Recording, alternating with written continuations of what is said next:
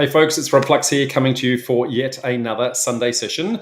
And today we're going to be talking about tips for talking to real estate agents. Okay, so how do you actually stand out from the crowd when you're trying to make an impression with a real estate agent? I guess get yourself actually heard. That's kind of the whole point out there. So if they're not talking to you, then they're not bringing you the deals. And so that's what we're going to try and cover today. Now, before we do, letting you know that we're going live on a number of different channels. We're going through Facebook, we're going through LinkedIn, we're going through a whole bunch of other places. And if you happen to be on Facebook, then if you can click on the link below, that is going to help me immensely with being able to see and answer your questions. So grant restream permissions, and we can then see your questions, which I'll get to, I guess, towards the end of the process. I'll leave that link up there just for a couple of moments.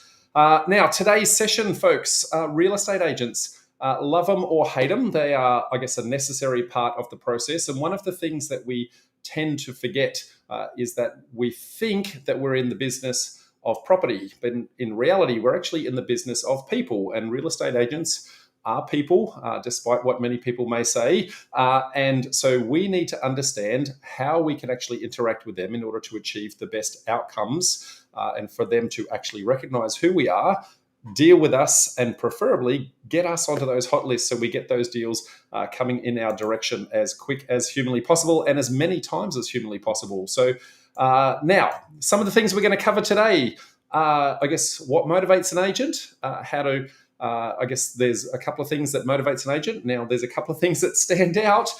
Commission's clearly one of them, but it's not the only thing. So we're going to touch on a few of those things. We're going to talk about the 7 touch points that you need in order to be remembered by a real estate agent. That is super critical. How to stand out as a serious developer so that you just don't look like a fly-by-nighter. And we're going to show you how to solve some of their problems and I guess give you some insights in how to go and search for and find the best agents that are sitting out there. Okay. So the first thing that we need to remember is whenever we go into a property purchase, that we think it's a two-way negotiation between yourself and, I guess, the vendor selling the property. But in reality, it's actually a three-way conversation because there's you, the vendor, and the agent. And the agent is the gatekeeper that is actually stopping you from getting through to the vendor. And so we need to actually understand what it is that they actually want, okay? So we tend to always forget that the agent's actually in the transaction. So if we look after the agent's needs, then at that point, they'll allow us to actually look after the vendor's needs. But if we don't look after the agent's needs, despite the fact that the agent is meant to be representing the vendor, and they do that, I guess, with utmost integrity, there's just a small tinge of, well, what's in it for me, right? If I make it all about, I guess, the vendor, they might get maximum price, but if that's going to take them 2 years to achieve that sale, I don't get my commission check, and I don't get whatever it is that I need in order to satisfy me in the transaction. And so sometimes the responses that you get are just a little bit tainted. And so what we want to do is understand the vendor's needs, what actually motivates them, solve their problems. And if we can do that, then all of a sudden the barriers start to come down and they start to then represent us, I guess, into the vendor, I guess, on the other side. So what is it that actually motivates an agent? Well, the obvious thing that people will come to, I guess, throw out there super quick fast is commission checks. Now, obviously that's high on the agenda, but there's actually a couple of different parts to that, okay? So firstly, when an agent comes out of, I guess, fresh into the industry, so, just got themselves a license, they're just going in, at this point, they've got almost zero runs on the board. They've got no commission trails in line. And typically, and you might think that agents get paid a hell of a lot, but when they come straight out of, straight into the industry, typically they're on somewhere around the 50 to 60,000 a year mark, which is super, super low. And that's typically made up of a very, very small base. It might be as low as 30 or 35,000 a year. And then it's commission check on top of that. Now, in some agencies, even the base is actually funded by the commission check. So they forward, some of the funds first, but when a sale actually occurs, they claw it back. And so what you're really doing is you're chasing your tail, trying to get yourself into the, get paid. So when they're fresh out of the industry, or fresh into the industry, I should say, many times what they're trying to do is just get their head above water. Okay, so an agent that is brand spanking new, they are super motivated that they want their commission check now, because it might be some time. If they get a sale today, it might be anywhere up to 2 or 3 months before they actually get that money in their pocket. And so it's one of those things where that becomes a huge obstacle for them in order to just fund their way. Now, remember, with that base, that very, very small base, they're going to be doing things like paying for their car, paying for their phone, nice suit, whatever it is, to actually look the part, to actually start. And so they're quite often very much behind the 8 ball. Now, because of that, because it's so slow, a lot of agents tend to fall over in about 12 months' time, and they go, it's way too hard, I can't actually get ahead of the curve. And so a lot of them tend to drop out around that 12-month mark. Now, if they make it to that 12-month mark, at this point, they've got a trail of commissions typically, and so it becomes less of an issue. So depending upon where in your cycle your agent happens to be, are they fresh into the industry? Are they a little bit more experienced? Or are they way further? The reliance on that commission check on day one can change significantly. So understand your agent, understand what it is that they're looking for, how far they've been in the journey, etc. Now, the reason why I raise that is because if you have an agent that's been in the industry for a long time and they've got regular commission checks already coming in, what they may prefer is maybe the enticement of multiple commission checks, or the enticement of a larger commission check. Maybe they can afford the deferred gratification of a longer settlement because they know that the commission check is going to be larger because they've already got a decent cash flow. Okay, maybe they're looking for, well, maybe it's just not just the sale of this particular property, but they know the fact that you will be creating multiple stock, you'll be selling something at the tail end. They know that there's going to be multiple commission checks in the process. So if they look after you, then you may be able to look after them. So make sure that you are communicating the fact that you are doing repeat business. You're going to make an easy transaction, and what you're there to do is actually solve their problems. Okay, so in many instances, agents aren't development savvy. Okay, now they may think that they're development savvy, but unless they've done developments, they probably aren't typically aware of all the issues and challenges that may actually exist in a deal. And so they might think that the profitability is there. Sometimes that's not. They might not identify issues and challenges. So we're going to try and give them some small amounts of education along the way. Without being a smartass, we're going to try and help them on their journey. Okay. And also let them know that whilst you might be looking for a very specific kind of deal, well, you happen to be in, the largest networking group for property developers in Australia. And if you can't get rid of the deal that they've got in front of them, maybe you've got somebody in your community that you can actually refer that listing to. And so if you can help them to get the sale, get that over the line as quick as possible, that's going to massively help you in the journey. Okay. So it's about solving their problems. So first question you want to actually understand is, are they development savvy?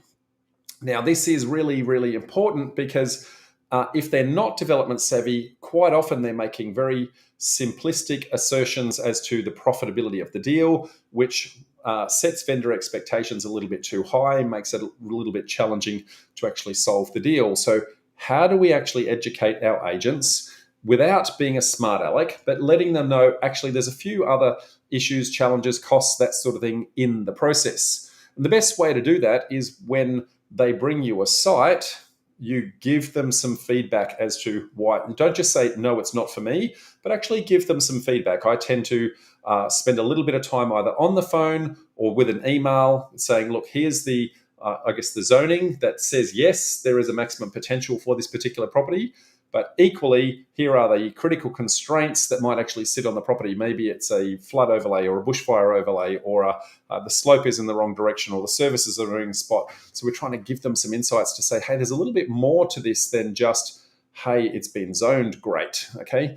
Now, if we can educate them in a way that is empowering to them, gives them a little bit of knowledge, that then doesn't make them seem silly.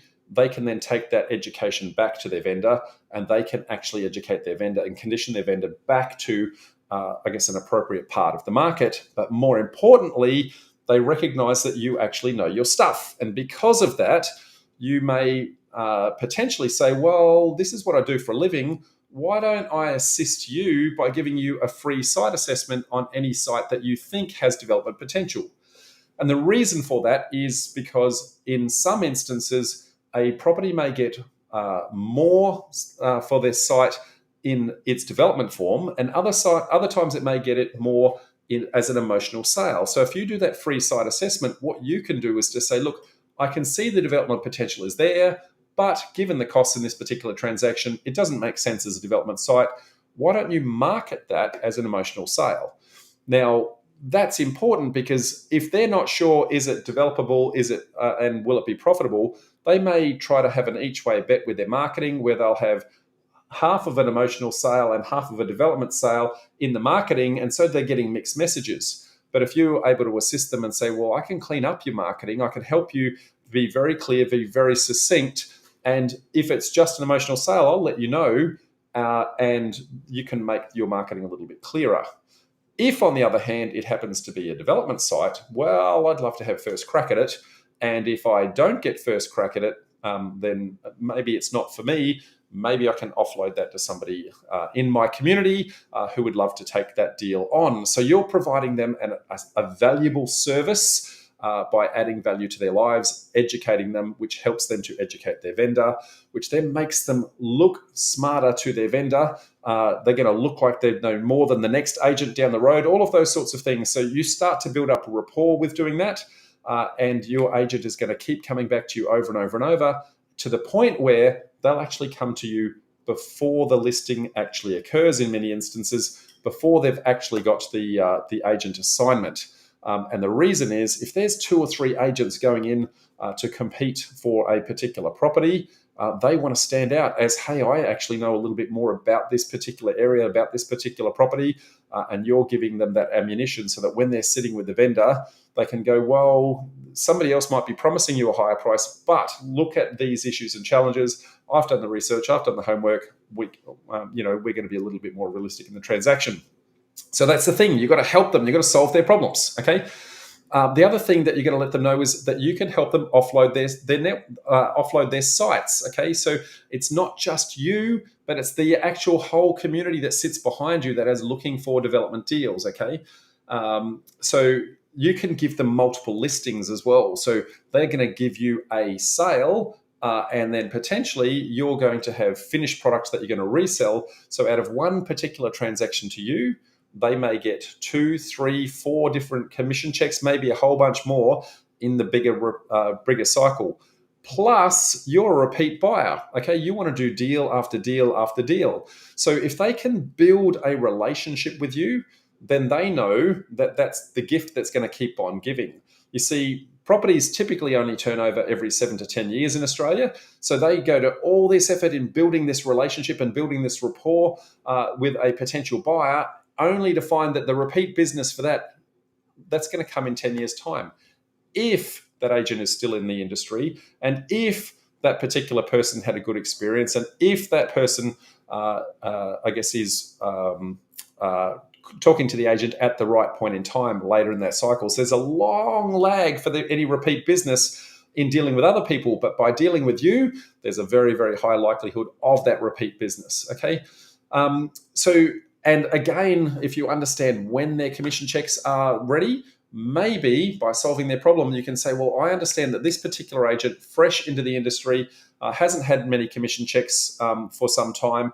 Rather than waiting for, maybe you want a 60-day due diligence phase, which means that then there's going to be a 90-day settlement, which then means that their commission check's not going to come for quite some time. What if you instead said, well, if I was to release the deposit early to the vendor, they'd be able to pay your commission straight away, right? Now, all of a sudden, they're not worried about waiting 3 months for their commission check. And as soon as they go there, Okay, I'm okay with that. So I would be more than happy to represent you to actually get the transaction done for the best outcomes of all parties. So that's kind of that's the gist of it. How do we solve their problems? Okay. The next thing is to understand what day of the week should we actually start to approach our agents. Okay. Now our most agents are working 6 or 7 days a week, and they're working pretty phenomenal hours on a really pittance of a pay until they actually get that momentum and they get some really good runs on the board. And so, by understanding what they do in a week, what you're going to find is whether or not you're actually bothering them at their peak time when they're trying to actually generate business. Okay, so they're going to have ebbs and flows in their week. And so you want to try and slot into the spot where they're just a little bit less busy. Now, an agent's week is opposite to ours. Our week starts on a Monday. An agent's week really, I guess, is based around a Saturday open home. So Saturday, they're out doing their open homes. They're I guess, running from appointment to appointment to appointment. They're trying to gather as many, contacts as humanly possible. They're trying to understand and remember everyone through that cycle. So it's a really hectic day. So when you turn up to an open home and you try to have a long, detailed, deep conversation with an agent, it's very difficult for them to give you the justice of that conversation, because they're trying to watch 20 other people go in and out of that open home and build that relationship with all of those people at the same time. So respect the fact that that's actually the case, acknowledge that that's going to happen, and instead, save that, that face-to-face contact for a little bit later in the cycle when you've already had the relationship with them, and then it's just a, hey, face to the name kind of impact, okay? And then they go, right, I know exactly who that is. Sundays. Now, Sunday, you would think is their day of rest. Quite often, it's them collating everything that's actually happened on the Saturday. It's preparing what it is I'm actually going to be doing on Monday. They're doing a lot of work on Sunday trying to get themselves ready, and it's a kind of half rest day. So we don't want to be harassing them on a Sunday, but there's still quite a bit of activity going on. Now, Monday's when the action happens, okay? So this is when they're going to be following up with all the buyers over the weekend. Anyone who's a potential buyer is also a potential seller, okay? So they're going to be trying to find all of those potential people, have a chat to them, understand where they are, and categorize them in are they genuinely selling? Would they potentially be, are they genuinely buying? Are they just tire kicking? Do they potentially have another property that might be selling next? So they're always trying to think of that. And then Mondays are also typically sales meetings, okay? So they're going to sit down with the team and they go, this is what we did on the weekend. This is where we're, the listings that we've got. This is what's going to happen.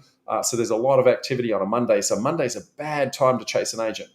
Now, Tuesday is typically, I guess, the follow-up from Monday, where they're starting to prospect the new listings. So Monday is, trying to see who's going to buy the property that listed on the Saturday.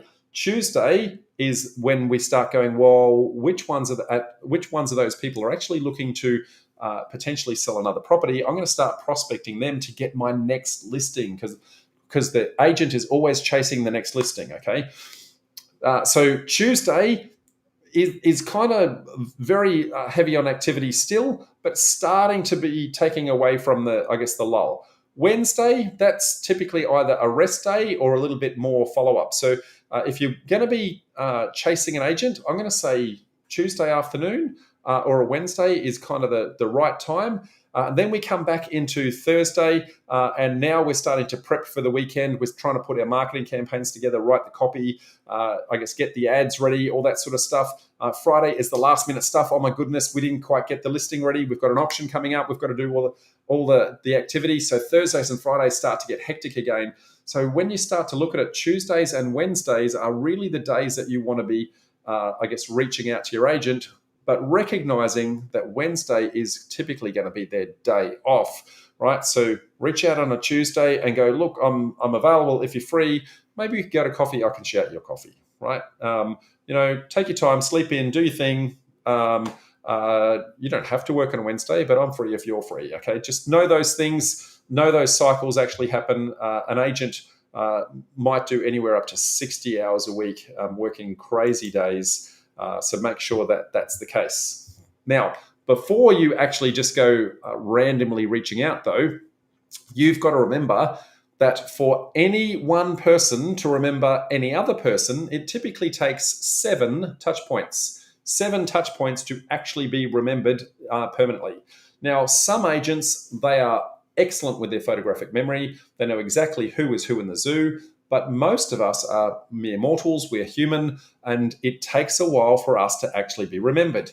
Now, because of that, what you want to do is you want to try and get yourself a little bit of a rhythm, a little bit of a process that actually manufactures the opportunity for you to have 7 touch points with your agent. Okay. Now, this is not stalking. This is not, I guess, loitering with intent. This is not harassment. Instead, what you want to do is you want to try and find opportunities or reasons to actually be contacting your agent without giving them, without repeating yourself and without going and laboring on your point, but rather every single time going in and seeing if you can add value. So idea number 1, and there's many ways to do this, but I'm just going to give you an example of 7 touch points that might actually work for you. So first touch point might be call the agent, say who you are, what you're looking for. Okay, so just have a little bit of a talk. Hey, new to the area, looking for some development sites. My name's Rob. This is the criteria that I'm looking for. But more importantly, can I email you the exact brief so you know exactly what I'm looking for? What you're doing is you're setting up the hook for contact number 2. Okay. Now, contact number 2 is actually emailing them the brief. So at this point, you want to be very clear, very precise in exactly what you want. Put that in the brief. So what your zoning is, what your land sizes are, the condition of the property, the terms that you're actually looking for, the anticipated price point that you're actually looking for, know whether or not you're going to be flexible on your terms, how that's actually going to look. So all of that goes into your brief. Try to keep your brief as humanly possible. So a 1-pager at most, okay? About 3 days later, then we're going to give them a phone call and say, hey, have you got any questions on that brief? I just wanted to make sure that you actually got that. See if you've got any questions, see if it's clear. Maybe you might have some stock that actually matches the brief. Okay, so this is touch point number 3. Now, at this point, because you've actually contacted them a couple of times, a good agent will already have you in their database. Okay, so you want to start to be saying particular, start to notice whether or not they say, hey, Rob, how are you, when they answer the phone, okay? Now, if they do that, they're getting close to knowing you. They don't quite know you. All they know is that the database popped up your name at that point. So you can make a joke of it and you can say, oh, it's great that somebody actually knows who I am. I hate it when I hear tumbleweeds on the end of the phone when I give them a call. So that way you're building rapport, you're having a bit of a laugh, they're getting to know who you are as a person, you're making it a little bit more personable, and you're getting them to actually remember and recognize. At that point, ask to say, well, you might not have any stock, but can I go onto your marketing list? So you're actually asking to go onto their marketing list. Now, chances are you are already on their marketing list because that's what they do as standard practice. But you want to make a specific point of that, right? So can I go on your marketing list? So that's touch point number 4. The next thing is they're going to start emailing you, hey, these are the opportunities in the office. These are the opportunities I've got. What you want to do is you want to, when those opportunities start coming through, you want to find one that is close to your brief, may not be an exact fit for your brief, but use that as an excuse to give them a call and say, hey, I'd like to know a little bit about that deal. Hey, Tom, remember me? It's Rob. One of the opportunities came through. I was really hoping that I'd actually get a call from you on this one because it sounds pretty close. Then what you can do is take the time to use that opportunity to educate them that we're talking about and go, well, it is close, but this is why it's not quite as close as I was actually looking for. So maybe we need to refine that brief a little bit, or if you think it's close, just give it to me just in case, Tom. It'd be really great if you could do that, okay? So that's number 5, okay? Number 6 would be now go visit an open home. Now, at this point, you've already had those 5 touch points, so they should have a fairly good idea of who you are, but so far, everything has just been on the telephone. They don't actually have a face to the name at this point in time. So you want to find another one of those properties that is pretty close to your brief, that is an excuse for you actually to go out in the field and meet the agent. And at this point, you're not having to build the rapport because you've already built the rapport. Instead, as you're walking in, you go, "Hey, Tom, it's Rob. It's great to see a face to the name, blah, blah, blah." And you might only need to have 30 seconds or a minute or 2 minutes with that person at that point in time. But now what you're doing is you're cementing everything that you've actually done in the last little while. And they go, "Right, I know exactly who Rob is." And on the way out, you go, "I'll give you a call on Monday," or something like that to talk you through about this one and let you know what my thoughts are. Okay, so now you've let them know that you're going to contact them. Okay, so that's great. They know that they don't have to harass you because you've been proactive the whole way. So that's what they're really looking for. They're looking for people that are going to make their transactions really, really, really super easy. Now, when you call them back, touch point number 7, at this point you say, "Hey, can I be on the hot list?" It takes time to go through the sites that you're looking for. It takes time for me to come out and do the inspections. If I'm on the hot list, I want to actually know when these things aren't even on the market yet, or they're just about to come to market. I want to be the one in the know, Tom, because I'm the one who's going to be, do that repeat business with you, remember? So the more you can help me, the more I can help you, mate. And if you can give me that hot list, I can do that value add that we were talking about before, where I can tell you whether or not it's actually truly a development site. Are there any issues? Are there any challenges? Those sorts of things that are going to stop this from going live. Okay. So next thing you want to do is how do you actually stand out as a serious developer? Okay. So firstly, on that brief that we were talking about before, you want to be very clear and very concise on exactly what you're looking for. Okay. So what is the exact land size that you're looking for? What is the exact zoning that you look for? What's the price range of everything that you think that this particular transaction needs to come in at? The typical terms that you're looking for, how you can actually be flexible in your deal. So be very clear on what that brief is. One thing I'd like to make really clear is never, never, never, never mention that this is your first deal by leading with that. Okay, don't go, "Hey, it's my first deal, I'm not really sure." Okay, now I don't want you to lie. It's really important that you don't lie, but only reveal it if they actually ask. Okay, so instead, what you're going to do is you're going to do a thing called borrowed credibility. Now, borrowed credibility makes you appear like you've got a little bit more capacity and capability because of the fact that you're going to reference, a number of people that are in your team.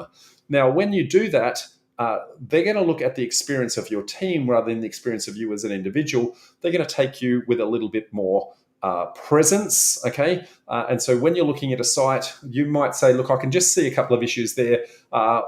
I'd like to go and check that off with my town planner. I'm going to check that off with my architect. I'm going to check that off with my mentor." Those sorts of things. So you're using the right lingo. You're mentioning the fact that you've actually got a team, that you're prepared, all of that sort of stuff. Okay. So use that borrowed credibility as much as you can to your advantage. Okay. The next one is be prepared, guys. When you go into a conversation and you're talking about a particular site, do your homework. Make sure you understand all the comparable sales in the area. Make sure that you're able to justify why one particular sale might be higher than the other. Was there a point of difference? Did it have views? Did it not have views? Was the slope in the right direction? Was it the fact that all the services were located in the exact spot, which made it a nice, simple, easy deal, and the next one down the road was super hard? Understand and be able to be prepared for that. Because when they're telling you, "Hey, this is what I think the property is worth," you need to be able to defend your position, and you need to be able to talk with authority that you've actually done your homework, so that when they say, "Hey, number 3 Smith Street," you go, "Yeah, I noticed that one for sale as well, and I had just sold. I actually looked at it to see what had happened. It actually wasn't purchased by a developer. It was actually purchased by an emotional sale, and the reason was because the house was a little bit more superior from, that intrinsic value point of view, and it wasn't something a developer would want to knock down." Now, when you start to do things like that, they're going to see that hey, this guy's actually on the ball. This guy or girl is actually on the ball. So they're going to see that, hey, they can't pull the wool over your eyes, and instead you may actually have some tidbits for them. And so they may use that to, get some insights from you as to how the market's actually going in that development space. The other thing is you want to present yourself really well, okay? So you want to dress well, wear nice shoes. If you can, turn up I guess, in a nice car. If you can't turn up in a nice car, make sure that it's been washed. Make sure that you haven't got rubbish in it. Make sure you actually look the part, okay?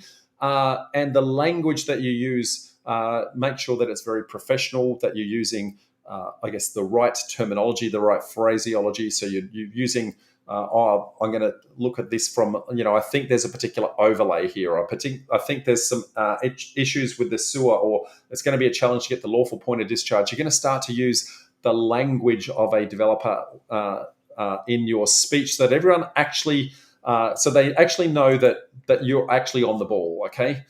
So all of that is how you actually talk to the agent, I guess, when you talk to the agent. The last thing I'm going to leave you with today is how to actually research which agents you want to go and talk to in the first place. Now, there are a number of different kinds of agents. There are agents that you want to buy through, and there are agents that you want to sell through.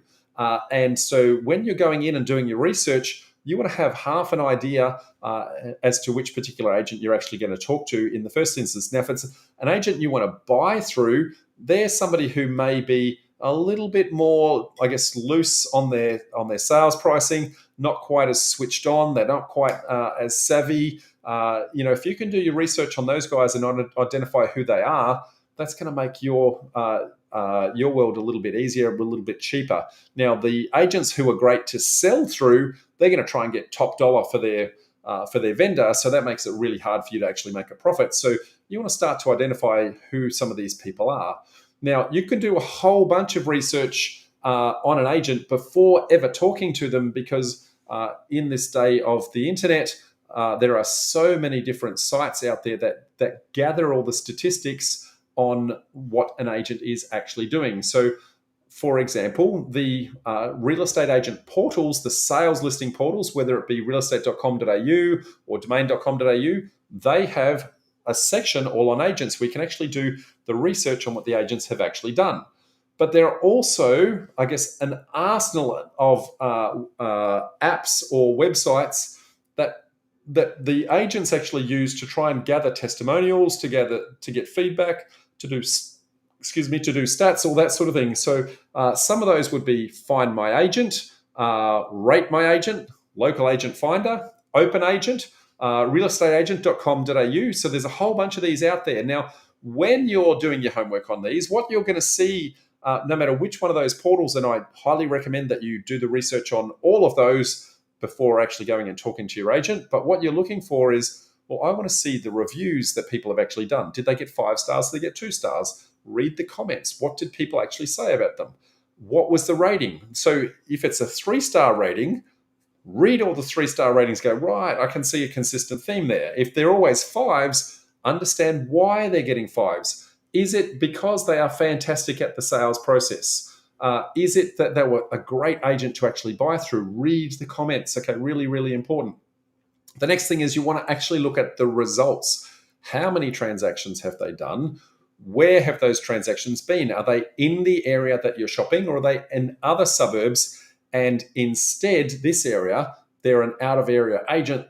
And so the sales in these particular areas might be a little bit looser. So number of sales this month, number of sales ever, number of sales in the area, what the average sale price was, how does that average sale price that they have achieved, how does that compare to what you're seeing as what true value is worth in that particular area? Anyway, folks, that's, I guess, how to start to stand out to real estate agents to make sure that they're going to be treating you well. So tips for talking to the agents, that sort of thing. In an upcoming series, I'm going to give you a whole bunch of questions to be asking your agents. So when you're buying from an agent, when you're selling through an agent, some questions that you can actually use to actually interrogate them. Understand how they're going to best represent you. So that's in an upcoming series. What I'm going to do now is I'm going to jump over to Facebook land and see what questions have actually come through, see if there's anything there that you guys are wanting to know from me. So a lot of people saying, hey, Rob, so can see Peter, Natalie, Luke, etc. Office looks great. Thank you, mate. Gabby saying, hello, thank you. Because I'm on multiple streams, I've got to look in multiple places to see who's actually talking to me. Actually, lots of people just saying hello. Nobody's actually got any questions. So if you guys have got any questions at all, folks, reach out to me and let me know, because right now I'm not seeing any questions actually coming through. So